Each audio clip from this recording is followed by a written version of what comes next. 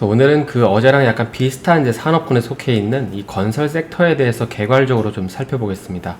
최근에 뭐 GS건설이나 대우건설, 현대건설을 막론하고 이 대부분의 건설주들이 좀 그동안의 하락 추이를 멈추고 다시금 상승 추이로 좀 전환을 한 모습을 볼 수 있는데, 그래서 오늘은 그동안 건설 섹터가 좀 하락을 했던 이유에 대해서 간단히 생각을 해보고, 이제 왜 현재 시점에서 다시금 건설 섹터를 보는 게 좋을지에 대해서도 좀 살펴보겠습니다.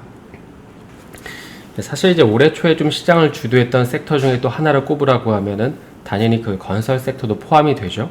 그때 당시 그 건설 섹터에 대한 포인트를 보게 되면 크게 이제 이렇게 좀 정리를 해볼 수 있을 것 같은데요. 일단 이제 중심이 되는 축을 보면 그동안 이제 정부가 수요단을 좀 건드리면서 계속 이제 부동산 정책을 내놨잖아요. 근데 이제 올해는 공급단을 건드리는 정책으로 선회를 이제 이런 식으로 이제 했습니다. 그래서 부동산에 관심이 많으신 분들은 좀 잘 아시겠지만은 이제 올해 2월 4일에 정부가 이제 주택 공급 확대 대책을 내놓으면서 뭐 물론 이제 중간에 LH 사태가 있긴 했지만 이제 중요한 점은 이 이사 대책을 통해서 대대적인 공급 주도의 정책을 내놓았다는 것입니다. 그래서 이제 건설 섹터 입장에서 보면 앞으로 우리가 지어야 될 물량들이 크게 늘어나니까 투심이 이제 훼손이 되는 게 아니라 다시 이제 개선이 되는 거죠. 근데 이제 다만 약간 아쉬운 거는 이게 민간 주도 방식이 아니라 어떤 공공기관 주도 방식이기 때문에 시장에서는 약간 아쉽다는 평도 있긴 했지만 그럼에도 불구하고 수년간 건설 사이클이 좋지 않았다는 점을 감안해 보면 이번 대책은 건설 섹터의 흐름을 바꿔놓기에 이제 충분했다고 보는 게 맞을 겁니다. 그리고 이제 두 번째로 투심을 끌어올린 이유를 보면은 이제 보시는 것처럼 유가를 좀 빼놓을 수 없을 것 같은데요. 그러니까 올해 초에 보면 유가가 한 50달러 선이었죠. 그래서 이게 올해 초 전망을 보게 되면 뭐 70불, 100불까지 더 상승할 거라는 전망이 이제 막 쏟아져 나오는데, 결국에 이제 유가가 상승을 하면 이제 산유국들이 투자를 더 많이 늘릴 수 있고, 그리고 또 그 투자의 어떤 방식은 뭐 인프라나 뭐 플랜트 같은 이제 이런 방식으로 이어질 거기 때문에 삼성중공업이나 뭐 현대건설, GS건설 같이 이렇게 해외 비중이 꽤나 높은 이제 국내 건설사들의 경우에 더 좋은 흐름을 보인 이유가 이제 여기에 있었던 것입니다. 그리고 또 중간에 뭐 예상치 않게 이 서울시장 재보궐 선거도 치르면서 이제 오세훈 시장의 공약 중에 하나가 그 재건축, 재개발 이슈가 있잖아요. 그러니까 이런 것들이 더해지면서 제 건설 섹터는 드디어 호황기로 가는 게 아니냐는 기대감이 주가에 반영되기 시작합니다. 그러니까 이로 인해서 이제 그 밑에 있는 건자재까지도 이제 좋은 흐름을 보인 이유가 이제 여기에 있는 것이죠. 근데 이제 현재 주가를 보시게 되면은 뭐 아무 기업이나 찍어 보시더라도 올해 초 수준까지 좀 주가가 다시 흘러내렸는데요. 근데 사실 생각을 해보면은 뭐 앞서 살펴본 투자 포인트들이 크게 훼손되는 건 아닌데, 그럼에도 불구하고 주가는 왜 이렇게 이제 하락을 한 걸까요? 일단 뭐 여러 가지 이유가 있겠지만은 가장 큰 이유는 이런 식으로 미분양 물량이 좀 많이 늘어났기 때문입니다.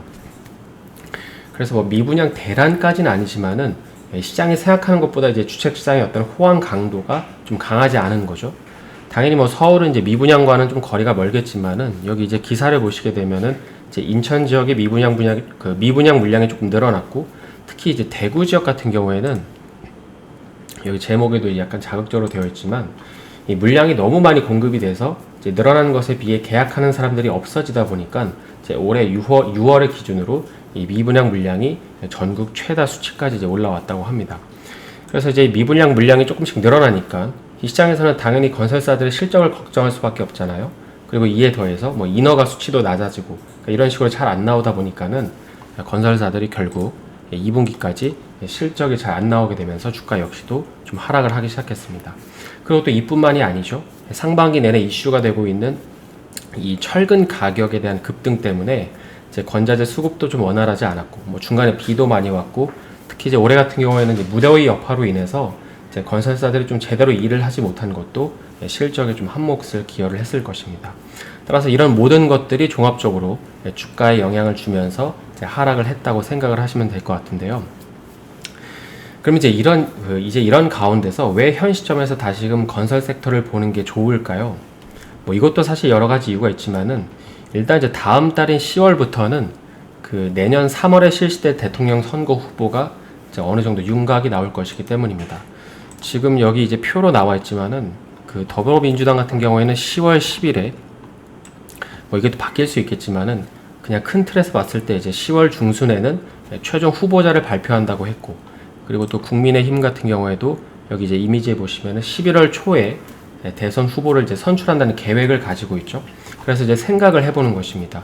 지금 전 국민이 부동산 문제로 스트레스가 굉장히 상당한데 이런 관점에서 결국에 어떤 정당에서 대통령을 배출한다고 하더라도 이 부동산 문제만큼은 이제 큰 틀에서 중심이 될 수밖에 없다는 것이죠.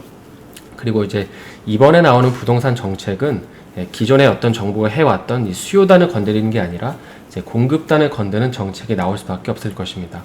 물론 이제 올해 초에 건설 섹터가 좋은 흐름을 보인 이면을 좀 보게 되면 이제 내년 대선에 따른 공급 물량 기대감이 있긴 있었는데 하지만 그때랑 지금이 다른 건 이제 그때는 기대감만 있었다면 이제 이번에는 그 기대감에 더해서 실제로 얼마나 공급할지 산술적으로도 이제 수치로도 알 수 있다는 측면에서 이번에는 조금 다르지 않나 싶긴 합니다. 그러니까 수치를 알 수 있다는 거는 그 파일을 계산할 수 있기 때문인 거죠. 그리고 이제 조금 더 생각을 해보면은 이게 우리가 일반적으로 건설이라고 하면은 뭐 주택만 생각할 수 있겠지만은 보통 이제 대통령 선거같이 이렇게 대규모의 어떤 선거의 경우에는 주택 공급에 더해서 이제 국가 전체를 어떻게 발전시킬지를 고민하기 때문에 이제 부동산에 더해서 이 SOC 투자도 같이 발표를 합니다.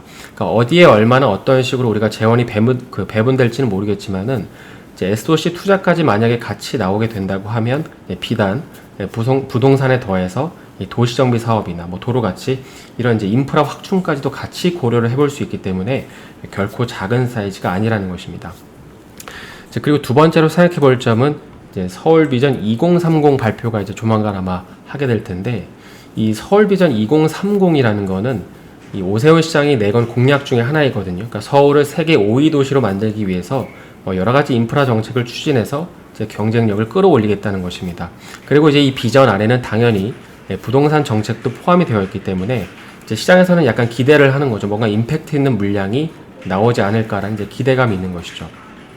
그리고 이제 여기에 더해서 뭐 우리가 이제 전적으로 그걸 다 믿을 수는 없겠지만은 현재 그 철근 수급 때문에 건설사들이 고민이 이만저만이 아니잖아요. 근데 만약에 정부가 이 건자재 수급 문제를 어느 정도 해결해 준다고 하면 현장에서는 끊기지 않고 계속해서 이제 수급을 받으면서 일을 할 수 있는 환경이 조성이 되기 때문에 이제 다시금 실적에 대한 기대감도 가질 수 있게 될 것입니다.